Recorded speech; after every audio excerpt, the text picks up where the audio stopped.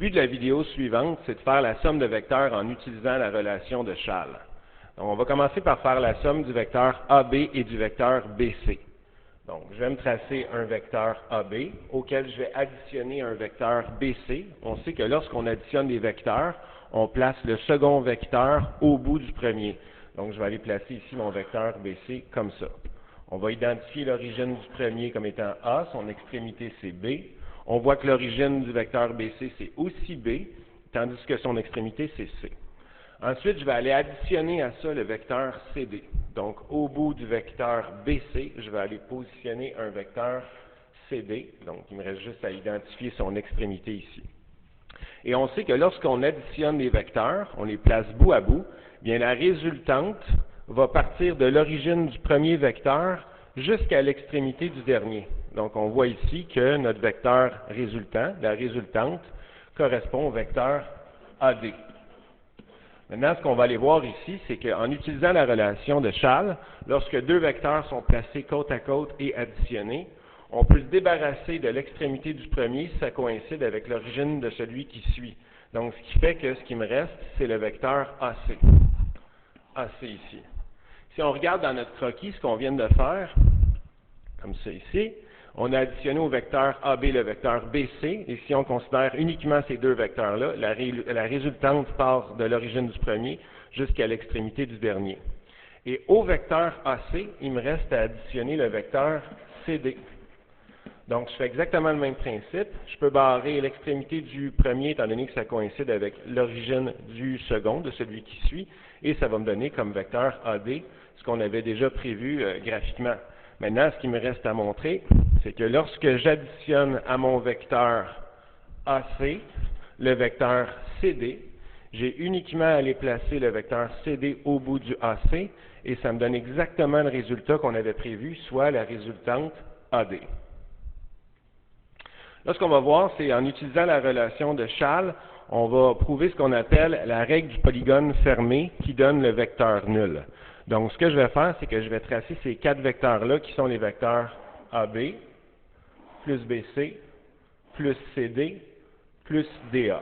On voit que le dernier vecteur, étant donné que son extrémité était A, doit se rendre directement sur l'origine du premier, étant donné que l'origine du premier, c'était aussi A.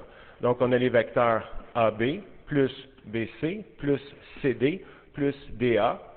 Et on sait aussi que pour trouver la résultante d'une somme vectorielle, on part avec l'origine du premier qui est le A, et on fait un vecteur jusqu'à l'extrémité du dernier qui est aussi A. Donc, on voit que ça donne un vecteur qui a une norme égale à 0, ce qu'on appelle le vecteur nul. Maintenant, si je vais barrer ici mes B, étant donné que l'extrémité du premier coïncide avec l'origine de celui qui suit, ça donne le vecteur AC. J'additionne mes deux autres.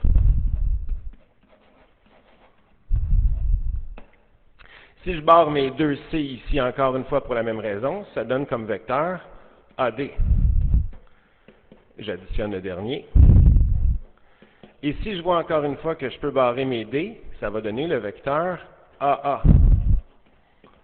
Et le vecteur AA, étant donné qu'il y a une norme nulle, puisque son origine coïncide directement avec son extrémité, on vient prouver ce qu'on savait déjà, que tout ça est égal au vecteur nul. Maintenant, on va voir un exemple un petit peu plus complexe ici.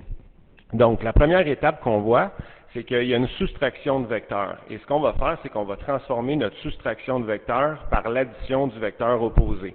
Donc, j'ai seulement le dernier ici à modifier, ce qui va donner Mn plus OP plus OM. Et plutôt que faire moins ON, on va faire plus son opposé qui est NO.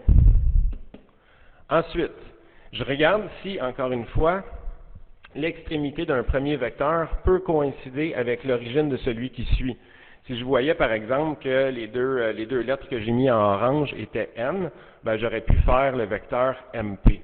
Maintenant, ce n'est pas le cas. Ce n'est pas plus le cas pour les deux vecteurs du milieu. P ne coïncide pas avec O et le M ne coïncide pas avec le N. Donc ici, je ne peux pas me débarrasser de deux lettres en appliquant la relation de Schall. Donc, ce que je vais faire, c'est que je vais regarder si par commutativité, je pourrais faire coïncider deux lettres pour pouvoir m'en débarrasser. Donc, ce que je vois ici, c'est que j'ai un premier vecteur Mn et j'ai un dernier vecteur No. Et que si je les colle, Mn plus No, je vais juste réécrire ce qui reste. Donc, il me restait OP plus OM. Donc, si je regarde mes deux premiers vecteurs, bien là, l'extrémité du premier coïncide avec l'origine de celui qui suit. Donc, je peux me débarrasser de ces deux lettres-là et créer le vecteur MO.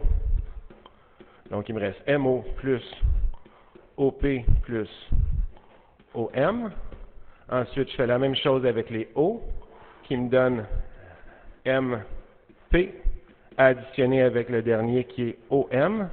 Et maintenant, par commutativité, je vais changer l'ordre de ces deux vecteurs-là. Ça va me donner le vecteur OM plus le vecteur MP. Et là, je peux barrer ici mes deux M, ce qui, comme réponse, va me donner le vecteur OP, qui est la réponse.